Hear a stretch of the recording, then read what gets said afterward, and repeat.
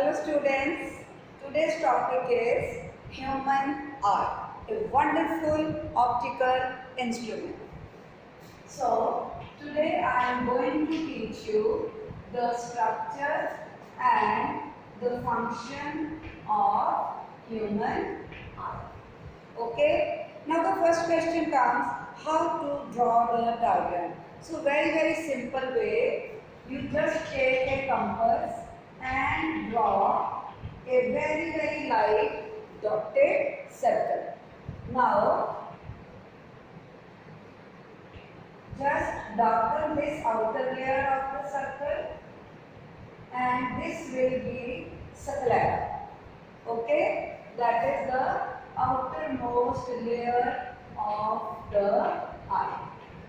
Sclera or sclerotic. It is thick, fibrous coat. Now, on the anterior side, it bulges and forms this bulge. This is a transparent cornea. Okay?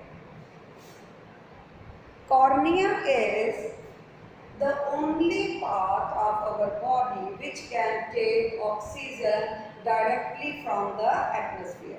And this cornea is our window to the world.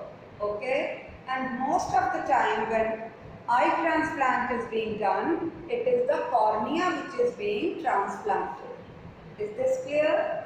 Now, sclera, and on the anterior side there is cornea. Now, this is sclera. In these diagrams, you need not to be very rigid because human biological structures are very soft and flexible. Okay. Then next to the sclera is choroid. Which layer? Choroid. It is a dark grey colored layer and it is the middle layer of the eye and we call it choroid. So outermost sclera, then there is choroid. Choroid is greyish in color. It prevents internal reflection when the light enters the eye. Then it continues into iris. Okay. Iris is a muscular diaphragm, circular muscular diaphragm, and this hole is the pupil. Pupil, and this colored part is iris. So children, you can compare it with the window. Window is pupil and curtain is iris. When we withdraw the curtain, the light enters more into the room, and when we close the curtain, then the light is limited. So the purpose of the iris is, number one, it gives color to the eyes as well as it regulates the amount of light which is entering the eye. That is why when you enter a dark room or a cinema hall, you can't see for some time because at that time the pupil is not dilated, right? And once you sit down, then the pupil dilates. It means iris goes back. It increases the size of the pupil. So pupil has a fixed size. Iris changes its size. When it is dark, the pupil dilates, and when it is light is in large amount, high intensity of light, then the pupil size is reduced with the help of iris. So iris gives color to the eye as well as it controls, regulates the amount of light entering the eye. Then we have ciliary muscles. Now, the ciliary muscles, their purpose is to hold the eyelids in place as well as to change change its focal length. So ciliary muscles change the size of the lens. By changing the size, they change its focal length. By changing focal length, there is change in power. So diverging, converging part of the focal this eye lens is changing. So our eye lens is a convex lens. It is semi-solid jelly-like structure and its converging part is altered with the help of ciliary muscle, which makes easy for us to see nearby as well as distant objects clearly. And this ability of our eye to change its focal length, its part by changing the shape, curvature of the eye lens with the help of ciliary muscles is called simply accommodation or the power of accommodation. So, this continues into the innermost photosensitive layer of the eye, and that is called retina. So, retina, and then ciliary muscles, and this is lens. Now, there are, you can see clearly, two chambers now. Anterior chamber, posterior chamber. Posterior chamber is filled with thick jelly-like fluid called vitreous humor, whereas this anterior chamber is filled with saline water-like liquid called aqueous humor.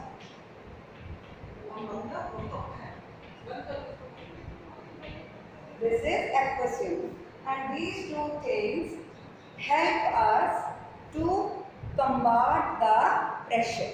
Okay, they help in combating the pressure. Mechanical pressure of air which is there in our eyes is controlled with the help of this. They also provide nourishment as well as they make our eye lens, lubricate the eye lens, and they also help in refraction.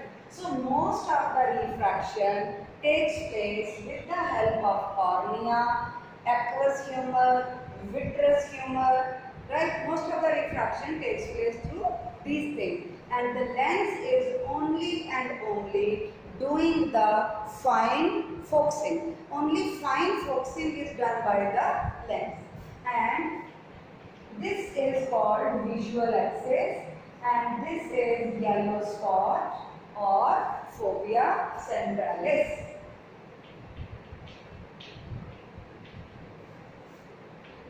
Here, a clear picture of the object which we are seeing is produced, and this portion where the optic nerve enters or leaves the eye is called blind spot. So blind spot, no image can be seen. Fovea centralis or yellow spot, a clear image can be seen here. Right? Now the image which is produced here on the retina is real and inverted, but we can see an erect image because these messages are converted into electrical impulses taken to the brain. Brain interprets this message and shows us the erect image of the object. Now retina is the photosensitive layer. It is made up of two types of cells, rods and cones. Rods are responsible for the brightness of the image and cones are responsible for the color. So there are three types of cones, R, B, G. The three primary colors, red, blue, green. If all three cones are equally stimulated, we are able to see white color. If only one, then we see that particular color. And if no stimulation is there, none of the cones is stimulated, we don't see anything, then that gives us a black color. And the rods, they give us the brightness or they make the image dim. So there are certain enzymes also, rhodopsin and iodopsin, which help us in seeing. Now chicks, they have very few rods, so they cannot see early morning and late evenings, right? So they roost. So they roost in the evening because they can't see when the sun is setting and the light is less. So that is all about the structure and function of human eye, its various parts and the power of accommodation. So when your eye muscles are relaxed, right, then the curvature is less, lens is thin, right, lens is thin and you are able to see the far off objects clearly. But when you are looking at the nearby objects, the curvature of the lens increases, lens becomes thick, right. At that time your eyes get fatigued. That is why you are told to have less screen time, and if you are having more screen time, you should blink your eyes in between and do proper eye exercise. Thank you so much.